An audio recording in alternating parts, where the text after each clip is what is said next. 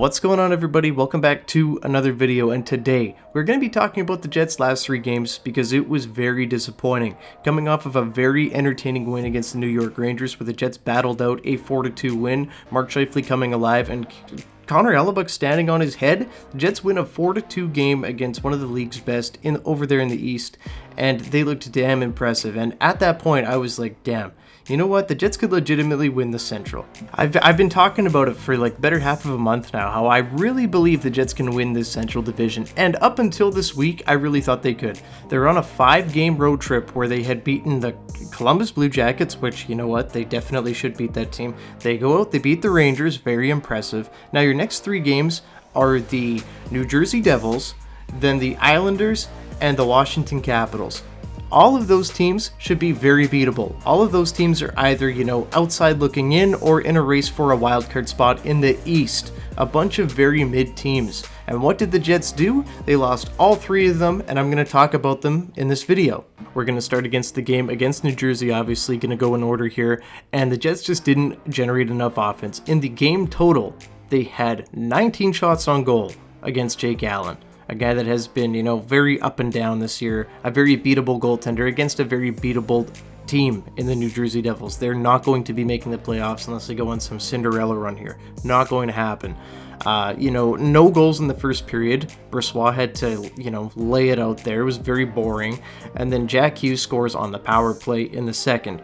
Now that's already been a problem. The PK has not been sexy this year, but when, Nick Ehlers ties it up, brings some life back into the team with a very pretty goal, that's when you're feeling like, okay, you know what, we can win this game. We have to get after it in the third. And what happens? We head into the third period and we take penalties. Nico Hischier scores on the power play about 6 minutes in, and then Jack Hughes scores the second of the night, just under 12 minutes into the third period. And that's pretty much it.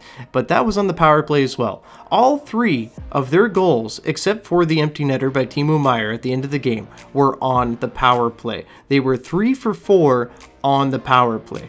That is unacceptable. So yes, the Jets did not generate enough offense, but their special teams, and specifically their penalty kill, were the reason they lost this hockey game. Brendan Dillon was super pissed after the game, and I loved seeing this. He had quoted at the end of the game saying, "To give up 3 fucking power play goals is absolutely unacceptable," and then went on to say, yeah, we lost the game because of special teams. So, Dillon banging it right on the head there. I'm happy that he called out the entire locker room, maybe even some of the coaching philosophy there on the PK. But bottom line, bad game, bad special teams, just bad all around. Jets lose.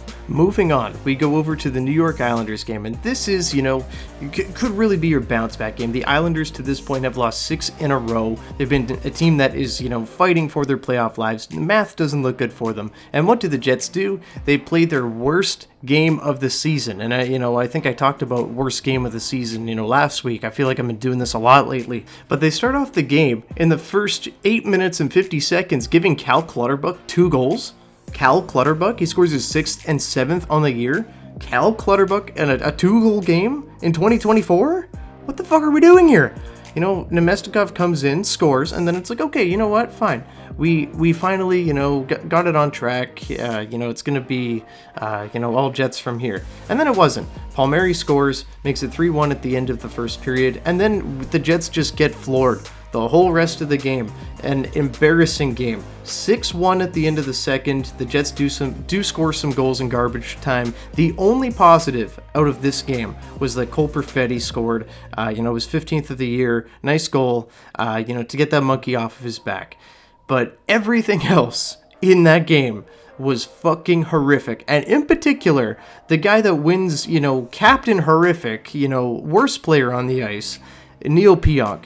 I wish I could show the clip here without getting, copyrighted, but Pionk had the game of the ages for being terrible. And I've been kind of on Pionk's case for a little while now. I defended him at the beginning of the year, but he's been an absolute disaster and the Jets' worst defenseman hands down since maybe, beginning of February. He has been awful. And he shows up this game -4. I'm never a big, plus-minus guy. But holy fucking shit was he bad today. Out of position, getting out-muscled, out to lunch. I cannot express how bad It really was. I'm going to put the link to the video that Nick Lynham posted. He clipped it. It's like 30 seconds long of everything bad Neil Pionk did in that game. And it's not like, oh, a minor mess up here, minor mess up there. It's literally everything that he did in that game was bad. And, you know, we've been scratching Nate Schmidt and putting in, you know, Colin Miller for a little while to send a message and say, hey, you know what, there we go, that's our big fix. Or, you know, oh, Cole Perfetti, you're coming out, we're making a statement, we're going to play Kupari over Perfetti.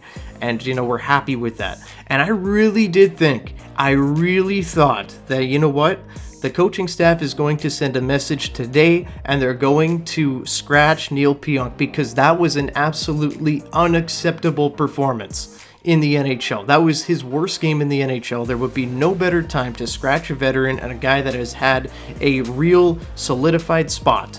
And what did they do?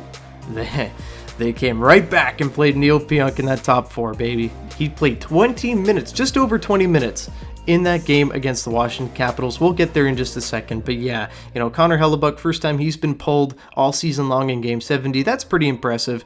You know, it's been a great year for him. You know, he's a little leaky right now, hasn't been playing some of his best hockey, but, you know, he gets pulled and would play against the Capitals. Pulled halfway through, Hellebuck comes in and he plays really solid for 2 periods, but the Jets dominated this game. The Jets looked really good, and truthfully, I think they should have probably won this game. I think this was one of those games where, you know, you just get a little bit unlucky.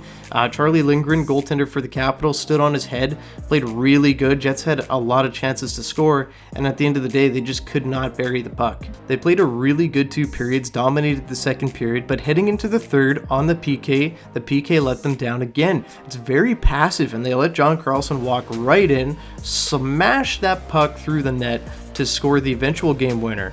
And then Alex Ovechkin would score later on as well, you know, to make it 2-0, and he'd add another one, you know, later there in the third. So the Jets fall apart in the third, and, you know, it sucks, because this was a game they probably should have won. They probably should have had, you know, 2 or 3 goals in the first 2 periods, and they lose 3-0. So I don't think we'd be talking about this one as much if the, you know, last 2 games didn't happen against New Jersey and the Islanders.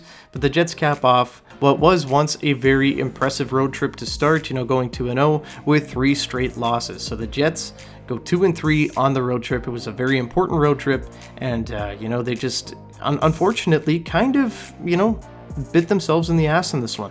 Dallas and Colorado now tied at 97 points. The Jets still at 93, so it does not look like they're going to win the Central. And if I had to put money on it now, it would probably be the Colorado Avalanche, and the Jets will likely be playing the Dallas Stars, you know, in the first round, which is a tough matchup. I think playing the Predators in the first round would be ideal, but any way you slice it now, it's going to be tough because, you know, Predators are on a tear. They're going to be a tough out. The Stars are very tough matchup. I think they're one of the best teams in the NHL this season. I've been high on the Stars all year long. Still think the Jets can beat them. And then you've got the Colorado Avalanche, where if the Jets play them in the first round, I have no idea what's going to happen, but I think it's going to be a tough series. It could go either way, to be honest. I think the Jets could beat Colorado too, but a lot would have to go right. And, you know, either way you cut it right now, first round in the West is going to be really tough, and Winnipeg's going to have to be ready for the playoffs. And right now, I'm not so sure they are. I just don't know what to make of this Jets team, because, you know, they go out, they play incredible against the Rangers, they look like a legit contending team, and then they play games like they did against the Islanders and the Devils, and I just don't know what to think of them. Because at the end of the day, I don't think they're frauds. You know, a lot of people have thrown that term around now ever since, you know, that came out, but I don't know what to think about this team. Every single game seems like we have different lines.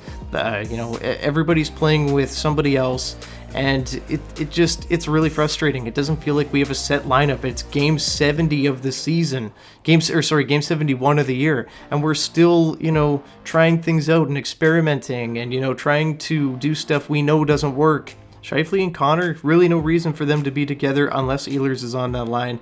You know, look up and down the lineup. Everybody's just so inconsistent right now. And, you know, even Connor Hellebuck, who's been, you know, captain amazing this year, has been leaky the last little while. And if you want my honest opinion, I think play him as little as you have to going down the line. Get him rested up for the playoffs, because the Jets are going to need him either way here. And, you know, the question that I pose to you guys, who are the Winnipeg Jets? because we've seen them absolutely incredible this year, and then we've seen slides like we did this past weekend where they just didn't look very good at all. And I don't know what to think about this team. I still think that they're a pretty good team. I hold them to a higher standard than, pretenders or frauds or whatever. I know there's going to be a lot of that in the comments. But what is wrong with this team? I just don't know. It's just such a puzzling team. And I'd love to hear your guys' take on it in the comments down below. But yeah, that's where I'm at with this team. Like, game 71 of the season, and we're still, putting the lines in a blender, different lineup every game. Something's got to give, and it's got to be soon, because we don't have that much time until we're in the playoffs, and it's going to likely be against Dallas or Colorado. But that's where I'm at with the Jets. What do you guys think? Leave a comment down below what you guys think about the Jets and where they're at, and if it's worth pushing the panic button. I'm not quite there yet. Not quite there, but it's definitely time to raise some concern and say, hey, what the fuck are we doing here? Let's figure it out. We don't have that much time left, so leave your takes down below. Leave a like and subscribe to the channel if you haven't already, and I'll see you guys in the next one. Go Jets, go! Bye bye.